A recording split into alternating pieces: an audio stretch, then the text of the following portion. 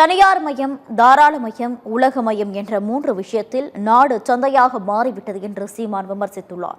கள்ளக்குறிச்சியில் நடைபெற்ற தேர்தல் பிரச்சாரத்தில் பேசிய அவர், அரசிடம் இருக்க வேண்டிய கல்வி, மருத்துவம், மின்சாரம், குடிநீர் உள்ளிட்டவை தனியார் முதலாளிகளிடம் உள்ளதாக தெரிவித்தார்.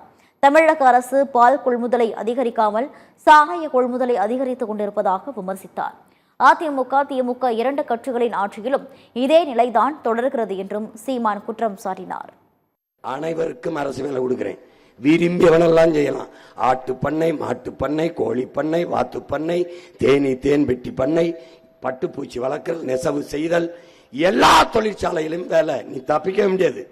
நீ என்ன வீட்டு வாசல் அரசாங்க வேலை வச்சிருக்க, உனக்கு என்ன பிரச்சனை?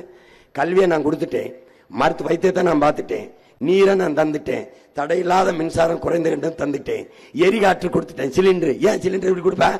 ஆடு மாட்டு சாணி, இந்த கோழி கழிவு, இந்த மக்கிய இலைதலை கழிவில் இருந்து எவ்வளவு வேணாலும் பயோகேஸ் தயாரிக்கலாம். தயாரிச்சு நானே வச்சிருப்பேன். தமிழ்நாடு அரசு சிலிண்டர் இலவசமா தரமாட்டேன், ஓசியா ஒன்னும் தரமாட்டேன். எதை தருவேன்? கல்வி தருவேன், மருத்துவம் தருவேன், குடிநீர் தருவேன். எந்த அளவுக்கு? தனியார் முதலாளிகளை தாண்டி ஆக சிறந்த கல்வி மருத்துவத்தை தருவேன். இந்நிலையில் இந்த தேர்தல் பொதுக்கூட்டத்தில் இறுதியில் பாலியல் வன்கொடுமை குற்றவாளிகளை எரித்து கொலை செய்ய வேண்டும் என்று கூட்டத்தில் பங்கேற்ற பெண்கள் சீமானிடம் ஆவேசமாக முறையிட்டனர்.